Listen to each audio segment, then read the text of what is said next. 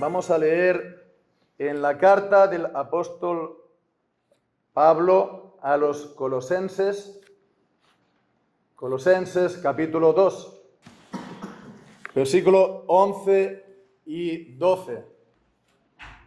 Dice así la palabra del Señor: en quien también sois circuncidados con circuncisión no hecha por manos, en el despojamiento del cuerpo de los pecados de la carne, en la circuncisión de Cristo, sepultados juntamente con Él en el bautismo, en quien también resucitasteis con Él por la fe en la operación de Dios que lo levantó de los muertos. Amén. Y que el Señor bendiga su santa palabra. Amén. Bien, pues hermanos, nos reunimos esta mañana, lo sabemos todos, además de dar el culto al Señor en el contexto del culto a Dios esta mañana, es un motivo de gran gozo el tener el bautismo del pequeño Benjamín, ¿no? Entonces, para la Iglesia siempre es una gran alegría poder recibir así a los hijos de los creyentes de una manera solemne como miembros de la Iglesia visible. Y sabemos que el bautizar a los niños muchas veces no está comprendido. Hay muchos creyentes sinceros, hermanos nuestros, que no lo entienden así por medio de la palabra de Dios. Además, sabemos también que las iglesias que practican el bautismo de niños, de crianzas, pues muchas veces, la mayoría, son iglesias que tienen graves errores doctrinales. También muchas veces idolatrías. Y la vida de aquellos que han sido bautizados de pequeños, de niños, en nada se diferencia de un pagano, y que son paganos que han recibido el bautismo siendo niños. Entonces, esto siempre se nos dice a nosotros, y es entonces una respuesta que siempre se nos da. Entonces, la pregunta es: ¿cuáles son las bases para el bautismo de niños? ¿Por qué se hace en la palabra del Señor? ¿Cuáles son las razones? Pues esta mañana lo vamos a intentar ver en el texto que hemos leído del apóstol Pablo a los Colosenses. Y antes de verlos, pues se tendría que asentar dos ideas, dos principios o dos fundamentos que son verdad tanto para Benjamín como para todo niño pequeño que vaya a ser bautizado. No es algo personal de él, sino todo niño que vaya a ser bautizado. Dos verdades según la palabra del Señor. Y la primera es que es pecador. Es pecador. Es pecador siendo ya pequeño, recién nacido incluso. Y esto por el pecado que hemos recibido todos los hombres a partir de Adán. Adán, el primer hombre. El pecado de Adán no le afectó solamente a él, sino que el pecado de Adán afectó a todos los descendientes de Adán. Vemos en la carta a los Romanos, en el capítulo 5, podemos leer en el versículo 12. En este versículo hay distintas maneras como las versiones lo dan, pero lo voy a leer como lo traducen las versiones, las Biblias clásicas de la Reforma. En Romanos 5:12 dice: por tanto, así como el pecado entró en el mundo por un hombre, y por el pecado la muerte, y la muerte así pasó a todos los hombres, por cuantos todos pecaron.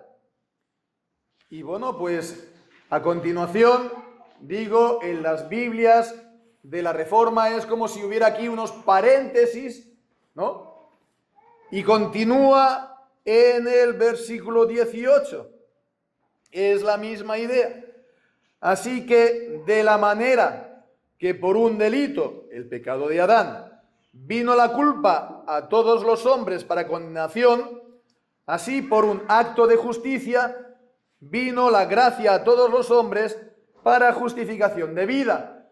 Es decir, por el pecado de un hombre vino primeramente, el pecado entró en el mundo a todos los hombres, y después también la muerte a todos los hombres, por cuanto todos pecaron en Adán, estaban representados en Adán, estaban por así decirlo, en el interior de Adán, cuando Adán pecó.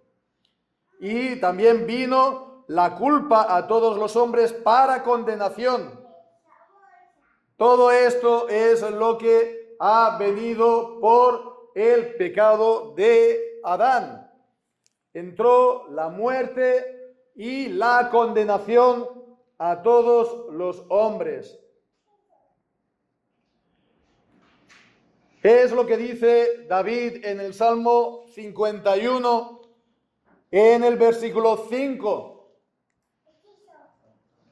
He aquí, en maldad he sido formado, y en pecado me concibió mi madre. Vemos que ya nacemos en pecado, nacemos pecadores, y alguien se podría preguntar, bueno, ¿y hasta qué punto pecador? ¿Hasta qué punto somos pecadores? Pues vemos esto en Génesis capítulo 6 y versículo 5. Dice: y vio Jehová que la maldad de los hombres era mucha en la tierra, y que todo designio de los pensamientos del corazón de ellos era de continuo solamente el mal. Todo designio de todos los hombres de continuo, es decir, siempre, solamente el mal. Eso es el hombre. Sin la gracia de Dios, si Dios no obra en su vida y no detiene, es un torrente de pecado y de mal. Evidentemente, el hombre no es todo lo malo que puede llegar a ser. El mundo está mal, ¿verdad? Pero no es todo lo mal que puede llegar a ser. Gracias a Dios. Pero si hay maldad en el mundo, es porque el corazón de los hombres es malo, y se muestra, y se deja ver, y se ve un poco solamente de la maldad que hay dentro. Entonces, esto es la primera idea. Todo niño que va a ser bautizado es pecador y tiene la misma naturaleza pecadora que todos los demás. Esta es la primera, pero después hemos de ver la segunda, que es que Dios da las promesas de salvación a los niños por causa de los padres que son creyentes. Porque los padres creyentes están en pacto, en alianza con Dios.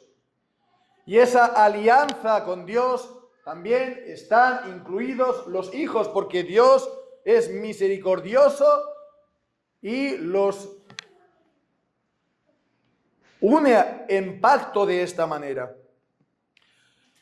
Vemos esto en el pacto que hizo Dios con Abraham en Génesis, en el capítulo 17. Y ahí podemos ver esas promesas que dio Dios a Abraham. En el versículo 7, cuando dice, y estableceré mi pacto entre tú y yo, y tu descendencia después de ti, en sus generaciones, por pacto perpetuo, para hacerte por Dios y a tu descendencia después de ti. Vemos, está dando Dios las promesas a Abraham para ser tu Dios y de tu descendencia. Dios tuyo, Abraham, y de tus hijos, para que yo sea tu Dios y vosotros seáis mi pueblo, tú y tus hijos. Como dijo Josué en el capítulo 24, yo y mi casa serviremos a Jehová, al Señor. Entonces Dios da estas promesas a Abraham, claro, pero también a su descendencia, a sus hijos.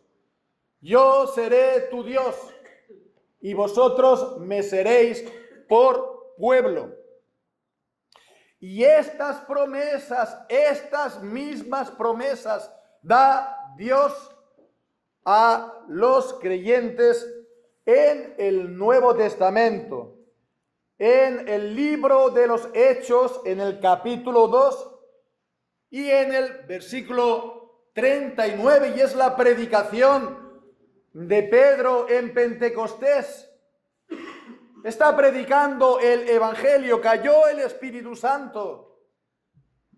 Fue la promulgación del Evangelio y dice, porque para vosotros es la promesa y para vuestros hijos, para todos los que están lejos, para cuantos el Señor nuestro Dios llame. Vemos, para vosotros y vuestros hijos es la promesa. ¿Y qué promesa? Génesis 17, yo seré vuestro Dios y vosotros me seréis por pueblo. Yo seré el Dios tuyo y de tu descendencia. Y es para vosotros y vuestros hijos. Y dice también, para los que están lejos. ¿Y quiénes son esos lejos? En Efesios capítulo 2 son los paganos, es decir, nosotros que hemos creído en Cristo y que el Señor nos ha llamado. Para ellos también es la misma promesa. Para ellos y su descendencia. Para ellos y sus hijos. Para que Dios sea el Dios de ellos y de sus hijos. Así pues vemos que Dios les da las promesas de salvación a los hijos de los creyentes. No hay duda. Si se abre la palabra y se lee y se estudia, no hay duda de ello. Dios entonces los considera santos en el pacto. En Primera de Corintios capítulo 7 los llama santos a los hijos de los padres creyentes, incluso si es solamente uno, un padre creyente y el otro no. Dice, vuestros hijos son santos. Y como dice el directorio del culto público de nuestra iglesia de Westminster, dice que se les bautiza, se les da el bautismo porque son cristianos y federalmente santos antes del bautismo. ¿Y qué significa federalmente santos? Que son santos por el pacto de Dios, porque Dios así los considera santos en el pacto juntamente con sus padres. Y estas son, por lo tanto, las dos ideas base. Primero, que el niño que se tiene que bautizar es pecador en Adán. Y segundo, que el niño que se tiene que bautizar es santo por el pacto. Estas son las dos grandes ideas. Y ahora pues vamos de nuevo al texto nuestro en Colosenses en el capítulo 2. Y aquí vemos ahora a continuación que se nos está hablando de dos ceremonias. Primero, la circuncisión y segundo, el bautismo. Primero eran las dos ideas, ahora las dos ceremonias. La circuncisión y el bautismo. Vemos este pasaje de Colosenses que está hablando de Cristo. En el versículo 8 dice: nadie os haga cautivos por medio de filosofías y vanas sutilezas, según la tradición de los hombres, conforme a los rudimentos del mundo, y dice, y no según Cristo. Entonces, nos fijamos en esta palabra Cristo porque es la que depende, la palabra principal de todo este texto. Porque dice, en Él. ¿En quién? En Cristo. En Él habita corporalmente toda la plenitud de la divinidad. Y estáis completos en Él, es decir, en Cristo. ¿Quién? Cristo es la cabeza de todo principado y potestad. De todo mundo angélico, de todo, estamos hablando de los santos ángeles de Dios. Y dice, ¿en quién? En Cristo. En quien también sois circuncidados con circuncisión no hecha por manos. Así, por lo tanto, la circuncisión en el Antiguo Testamento algo tiene que ver con Cristo, ¿verdad? Cristo es el Señor. Cristo es el Señor del Nuevo Testamento. Cristo es el Señor del Antiguo Testamento. Y todas las ordenanzas del culto, todos los mandamientos, todo era sombra de Cristo. Era sombra del cuerpo, nos dice la carta a los Hebreos. Y bien, pues entonces, la circuncisión estaba hablando también de Cristo.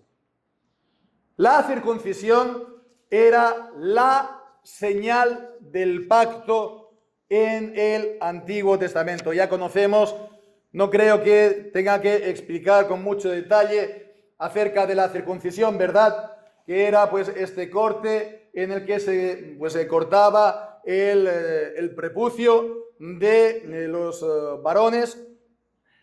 Y esta era la señal del pacto que hizo Dios con Abraham. Y lo ordenó que se hiciera para todos los descendientes de él. Le daba las promesas y ordena que se circunciden. Y es señal, ¿por qué? Pues es señal porque la circuncisión hablaba de otra circuncisión espiritual que leemos en Deuteronomio capítulo 30 y versículo 6. Y circuncidará Jehová, tu Dios, tu corazón y el corazón de tu descendencia. Vemos, la promesa es que va a circuncidar el corazón. La circuncisión ritual señala, significa esto, la circuncisión del corazón. Y Dios lo va a hacer. Lo haré yo, dice, a ti y a tu descendencia también, otra vez la promesa, a los hijos. Bien, entonces es señal del pacto porque habla de la promesa de la circuncisión del corazón. Y también leemos en Romanos capítulo 4 que no era algo simplemente, es que ellos eran atrasados, o es que la circuncisión era algo higiénico, o era algo simplemente nacional, o no, porque nos dice Pablo en Romanos capítulo 4 y versículo 11 que Abraham recibió la señal de la circuncisión, el sello de la justicia de la fe que tuvo estando en la incircuncisión. Entonces vemos que no es algo carnal, espiritual, etcétera, etcétera, etcétera, sino está diciendo sello de la justicia de la fe. Algo espiritual. Está hablando de la salvación, ¿verdad? Entonces vemos la circuncisión, en definitiva, ¿qué significaba? El echar de sí el pecado, es lo que dice aquí Pablo, volviendo aquí a Pablo, en el despojamiento del cuerpo de los pecados de la carne. Es lo que significaba. La circuncisión era echar de sí el pecado. Bien, pues eso era en el Antiguo Testamento. Pero ahora estamos en el tiempo del Nuevo Testamento. Y hemos hablado de Pedro en Pentecostés. Y allí cayó el Espíritu Santo en lenguas de fuego y se predicó a todas las naciones de la tierra. Bueno, estamos hablando aquí, yo en español y vosotros portugueses me entendéis. Interesante, ¿no? Bien, pero se está predicando ahora en todas las naciones el Evangelio de Cristo, 2000 años después de Pentecostés. Pues entonces vemos que ahora el pacto ha cambiado. Es el mismo pacto de Abraham porque es la misma promesa. Dice a vosotros y a vuestros descendientes. Pero ahora no es solamente una nación, ahora son todas las naciones de la tierra, son todas las lenguas, son todos los países, son todas las naciones. En el trono, en el cielo, estarán todas las naciones representadas, presentes, ¿verdad? Redimidos por Cristo. Y entonces ya no se guarda la circuncisión como señal del pacto, sino que Dios, Jesucristo, ha instituido el bautismo como señal del pacto. Y vemos aquí este pasaje, que es el pasaje que liga el Antiguo Testamento y el Nuevo Testamento, la circuncisión y el bautismo. Y nos está diciendo, no son dos cosas distintas, en el fondo es lo mismo. Están diciendo lo mismo, significa lo mismo, son las mismas promesas. Porque vemos ahora aquí, dice, en el despojamiento del cuerpo de los pecados de la carne, en la circuncisión de Cristo. En la circuncisión de Cristo. ¿Y cuál es esta circuncisión de Cristo? Pues a continuación dice, sepultados juntamente con Él en el bautismo. Esto, los gramáticos dirían, esto es una aposición. Aposición es que esta segunda frase, sepultados con Él en el bautismo, está explicando la primera, circuncidados en la circuncisión de Cristo. La circuncisión de Cristo, ¿cuál es para nosotros ahora? Estar sepultados con Él, ¿en qué? En el bautismo. En el bautismo.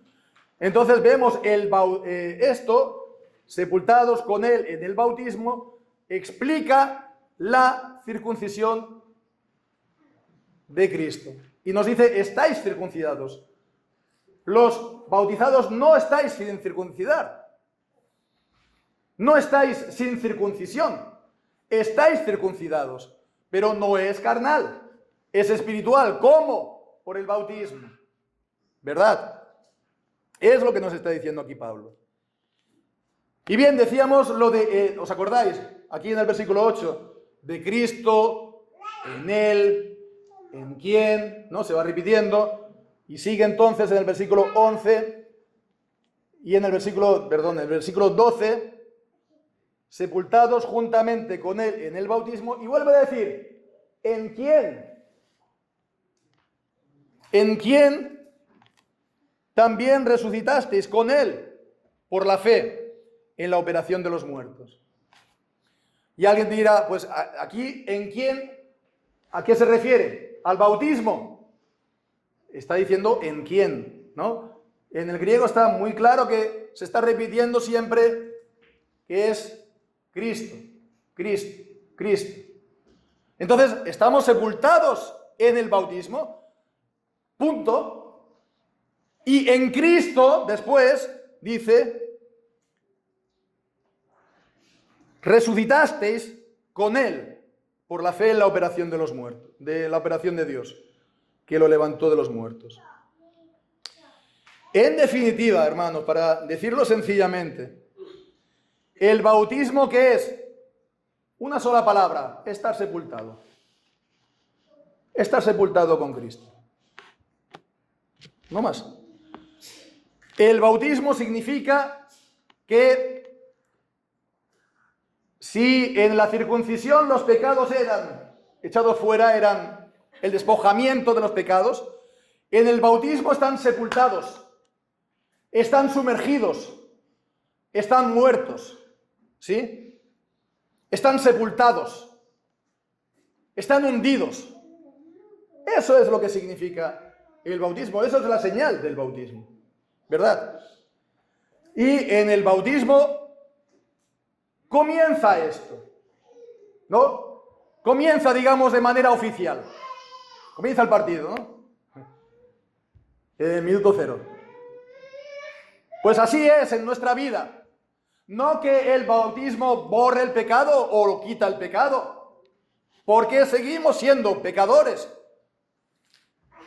Qué bueno fuera que el Señor nos quitara el pecado de esa manera, pero está claro que no es así, ¿verdad? Está claro, lo sabemos todos. Aunque haya gente que diga, no, el pecado es borrado completamente en el bautismo, se equivocan y engañan a la gente. No es borrado, no es quitado. Seguimos siendo pecadores. Pero en el bautismo es declarado el pecado sepultado porque Dios lo considera santo. Comienza a ser sepultado y esto comienza para que continúe toda su vida. No es solamente del día del bautismo, es para toda la vida. Y toda la vida tiene que ser lo mismo, que el pecado tiene que ser sepultado, el pecado tiene que ser puesto a muerte. ¿Y esto hasta cuándo? Me dirás, hasta siempre. ¿Hasta cuándo? Hasta el último día. Cuando muramos de verdad. Cuando muramos nuestros cuerpos y nos tengamos que presentar ante el juez. Entonces, en el bautismo comienza esa sepultura, esa muerte. Por eso, cuando pasemos al bautismo, ahí hay una frase que dice que esta vida no es más que una muerte continua. No es esto, ¿cómo decir? No es esto algo, un pensamiento tétrico o oscuro. Se está refiriendo a esto. Que nuestra vida tiene que ser una muerte continua del pecado. Que hemos de mortificarlo todo el tiempo. Y esto, hermanos, nos lleva a unas palabras de aplicación de todo esto que estamos viendo. Porque aquel que ha sido bautizado, por lo tanto, significa que toda mi vida ha de ser una vida en la que el pecado es puesto a la muerte, es mortificado. es sepultado para vivir una vida nueva, para vivir en el poder de la resurrección, que también está hablando aquí en Colosenses 2. Pero para vivir esa vida nueva, primero tengo que morir a mi primera vida, a mi carne, a mi pecado. Primero morir para después vivir con Cristo. Y toda la vida del cristiano es eso, es morir y vivir. Morir con Cristo y vivir con Cristo. Morir a mi pecado y vivir en la justicia de Cristo.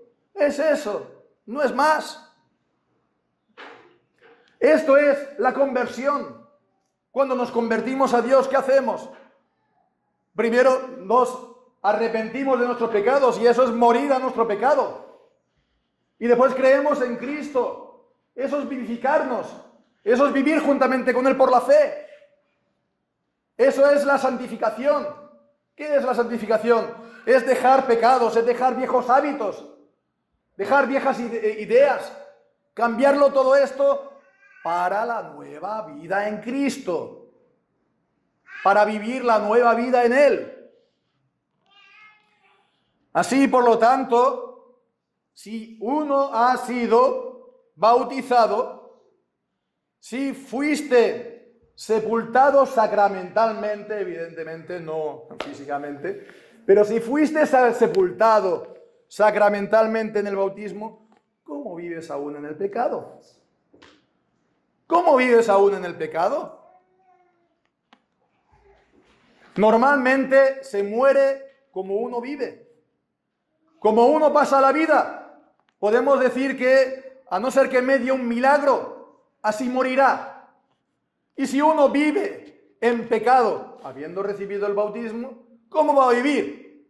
Perdón, ¿cómo va a morir? En pecado. ¿Y qué peor cosa hay que morir uno en sus pecados? ¿Qué peor cosa hay? Así pues, si hemos recibido el bautismo, ¿a qué nos compromete esto? A que hemos de mortificar nuestros pecados. Y alguien me dirá, bueno, ¿y qué? Y todos los miles y todos los millones que están bautizados, ¿no? ¿Cuántos hay aquí en Portugal? ¿Cuántos hay en España? ¿Cuántos hay en el mundo de bautizados y que esto qué significa? ¿Esto qué hace? ¿Qué cambio le hace a ellos? ¿Son verdaderos creyentes? ¿Son paganos? ¿No hay más que verlo? ¿No? Bueno, pues sí, es cierto. Paganos en la vida, en la manera de pensar, en la manera de vivir. Para ellos tal vez el bautismo no significa nada. Para la gran mayoría, la inmensa mayoría de ellos no significa nada. Pero no hemos de decir que Dios piense que eso no es nada. O que por parte de Dios no sea nada. ¿Por qué? Pues porque aquel que lleva el bautismo o que ha sido bautizado lleva el nombre de Cristo. Ha sido bautizado en el nombre de Cristo. Ha sido bautizado en el nombre de la Trinidad, Padre, Hijo y Espíritu Santo. El nombre de Dios ha sido puesto sobre él. Ha sido declarado santo en la Iglesia, ¿no? Federalmente santo. No estamos hablando aquí de santo, etcétera, etcétera, ¿no? De los santos del santoral. Estamos hablando de federalmente santos. Y bien, pues si reciben esto y después están rechazándolo y están viviendo de esta manera, pues es grave, ¿no? Y aquel que ha recibido el bautismo en nuestras naciones, es eso, no es algo de ayer, no es algo de anteayer, no es algo de los últimos 25 años, ¿no? Una nueva moda que ha habido, ¿no? No, son siglos y siglos que la gente hace esto, bautizarse, ¿no? Generaciones y generaciones. Y esto no obliga a nada a nadie. Esto no obliga a nada.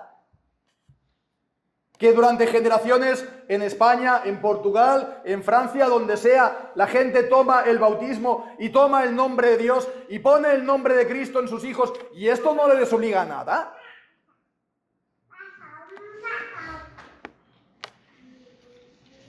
Alguna vez me preguntan que qué prefiero o qué preferimos? ¿Los musulmanes o los de aquí, comillas, ateos, seculares, pro LGTBI, pro esto, pro lo otro, etcétera, etcétera? ¿Qué preferimos?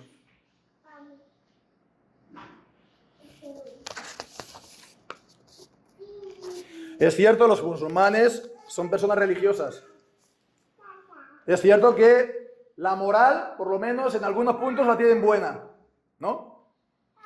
Es cierto que no creen ni practican muchas aberraciones, pero no tienen el nombre de Cristo sobre ellos. No tienen el Padre, el Hijo y el Espíritu Santo puesto sobre ellos por el bautismo. Sin embargo, las masas que tenemos a nuestro alrededor sí. Ellos no son indiferentes a Dios. Dios los considera como apóstatas. Dios los considera como apóstatas. Y esta señal sigue sobre ellos y los está acusando como apóstatas. Y les obliga ¿a qué? A que se arrepientan. Y les obliga ¿a qué? A que dejen sus pecados, a que los sepulten de una vez y que vengan a Cristo y que crean en Él y que confíen en Él. Dios de esta manera está llamando a nuestras naciones, a Portugal, a España, a Francia, a todas las naciones de Europa, a todas las naciones de Occidente, a también las naciones de América, a todas las naciones a las cuales ha llegado el bautismo. Les llama a que se vuelvan a Cristo, les llama a que se arrepientan de sus pecados, les llama a una reforma verdadera, les llama a que se arrepientan, a que se reformen sus vidas, a que la iglesia se reforme, que vuelvan a Cristo y a la verdad de su palabra. Y esto es lo que vemos también, la importancia de este acto, que es un acto que trasciende. No es solamente el momento de ahora, no es para toda la vida, es por generaciones. Es por generaciones. Para él, para todos los bautizados, que han tomado y han recibido el bautismo del Señor. Así pues, ahora una palabra ya final para todos, hermanos, y también para los padres. La palabra final es la congregación, primero, que estén orando por el niño, que estén cuidando el testimonio de cada creyente y el testimonio de la congregación para que sea un buen testimonio en el Señor. Han de guardar el testimonio cada uno de la congregación, orando por él, siendo un buen ejemplo para él, como cristianos. También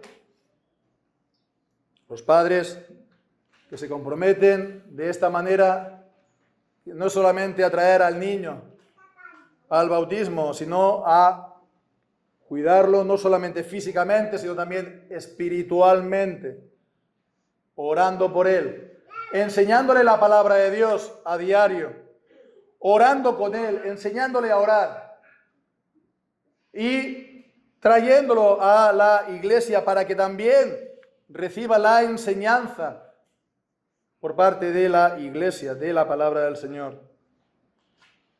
Y también a los padres, la responsabilidad también de cuidarlo es también la responsabilidad del matrimonio, ¿no? De amarse siempre y de estar, pues, siendo buenos padres, una buena familia para él.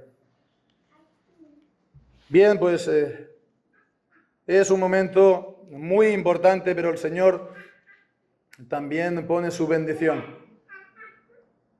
Y pues nos apoyamos en Él y en sus promesas, no porque seamos nosotros perfectos ni lo podamos hacer, ni podamos cumplir perfectamente su palabra, pero nos presentamos a cumplir lo que Él nos ha ordenado, esperando que el Señor pues haga todo lo demás y cumpla el resto. Nos ponemos pues en sus manos y que el Señor bendiga su palabra y bendiga también ahora a continuación el bautismo.